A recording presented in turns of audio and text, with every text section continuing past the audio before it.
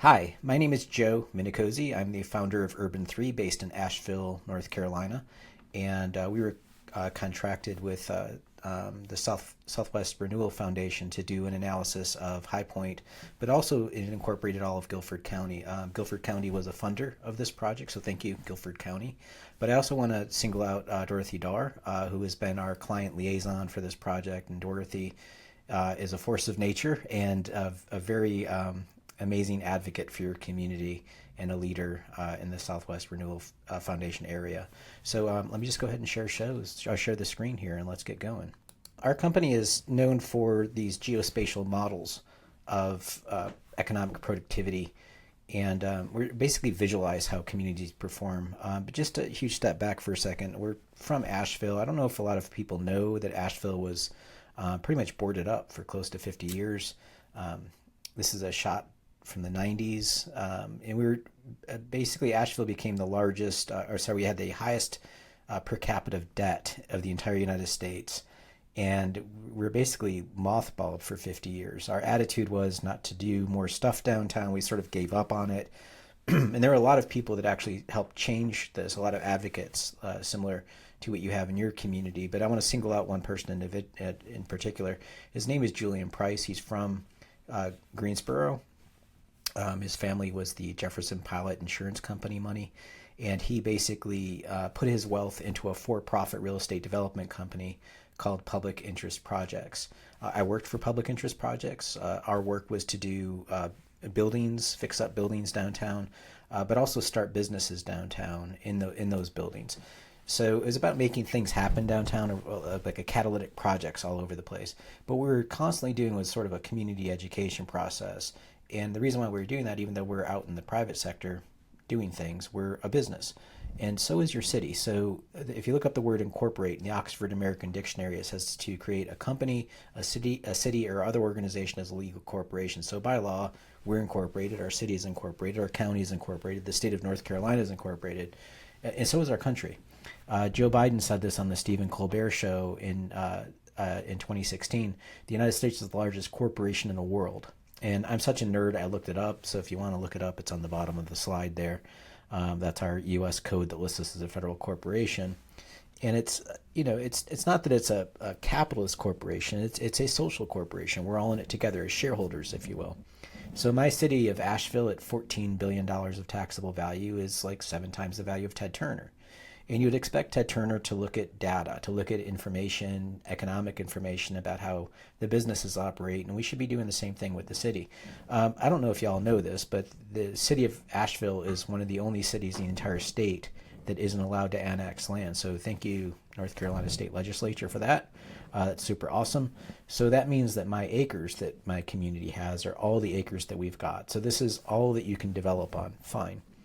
We should understand the productivity of each acre. And farmers do this. Farmers understand the land production of every acre or every square foot of their acreage in their community and in their farm, and they understand the productivity yield that comes off that property, and they're not going to till the soil unless they can grow something out of it.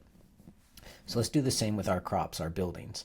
So this is a building that we rehabbed at Public Interest Project. So you see it's ground floor retail, second floor office, upper stories residential. We took the taxable value from $300,000 to $11 million. Now the reason why we did that is the city invested in the streetscape project. So the public invested in the public realm in making that downtown building work, having that stuff that connects all the buildings together. So thank you, city, for the garbage can, the bench, 2 benches, the bike rack, and a street tree. What the community get out of it with this renovation is a 3,500% increase in taxes. And again, people have biases. They're like, well, Joe, that's $11 million. We've got this Walmart that's $20 million. Okay, fair enough.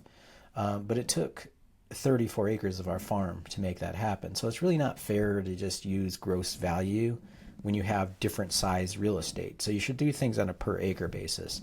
So if you look at it per acre in the tax yield, we're producing, 100 times more taxes per acre. A lot more sales taxes, like double the sales taxes, obviously more residents and more jobs. So this was a really simple apples to apples comparison to understand productivity.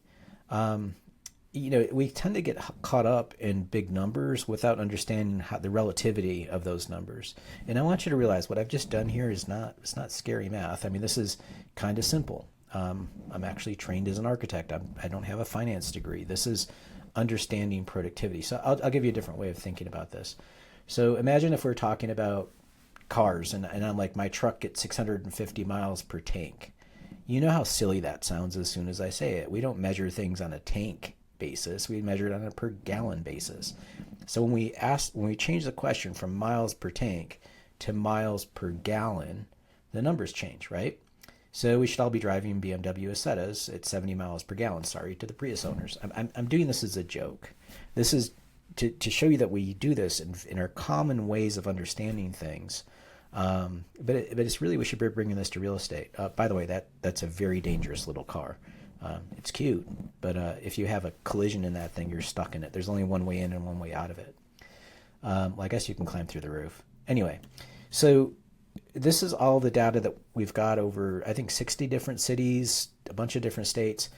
And you see for every dollar of single-family taxes out in the county, somebody is paying to the county per acre for every dollar. Their brother or sister inside the prime city is paying about 5 times that. Same county. This is the Walmart, the mall, a 2-story building, a 3-story building, and a 6-story building. So it's all under the high-rise threshold there. Now, one of the things you basically see is kind of simple. As you stack your stories, you're stacking your dollar bills.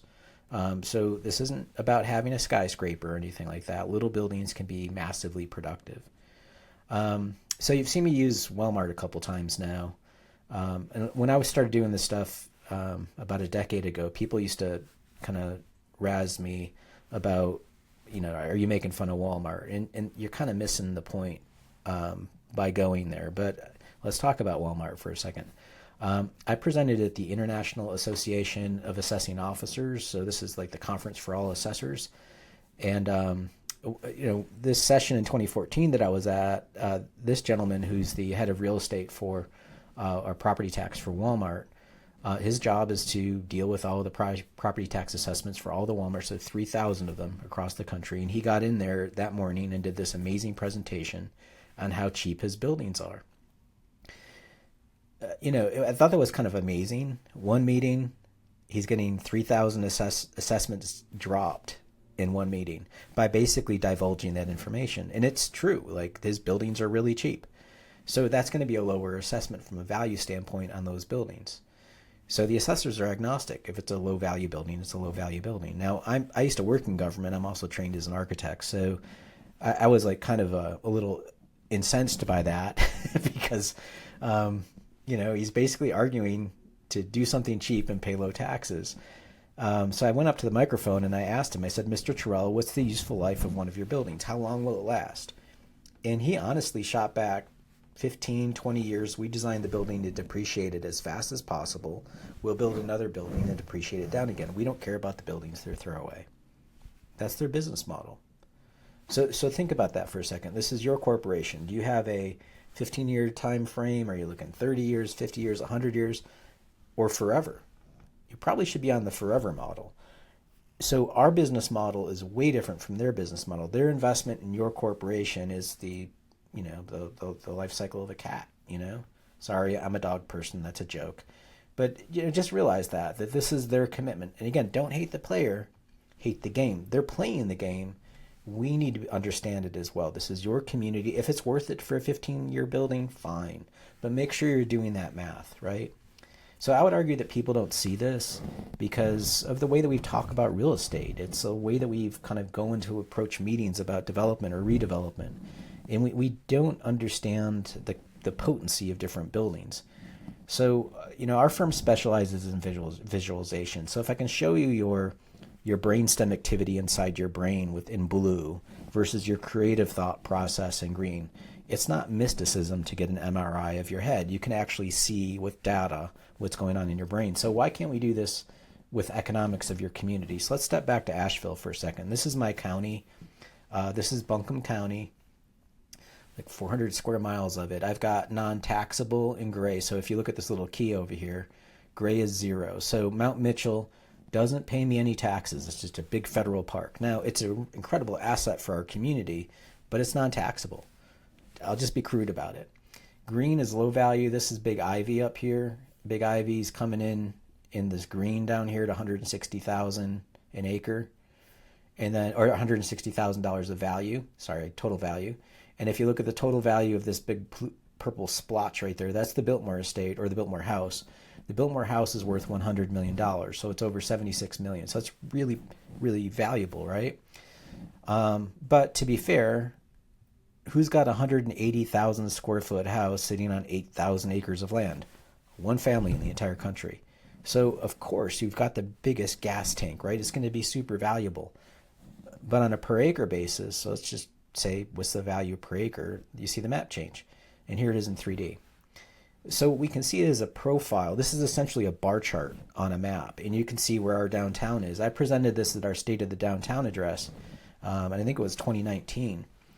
And I asked my community, where's downtown? And the chair of the county commission goes, that big purple mountain. And I'm like, yep, that's it. So you can also see our little cousin of Black Mountain to the right, or to the east there. You can see its little downtown popping up. And y'all have probably been to Black Mountain. It's only like, I think the tallest building is 3 stories tall. So that potency of our downtown, as you stack those stories, really pops it off the map. You can also see our sprawl on the south side, not all that productive. A lot of infrastructure, very little productivity.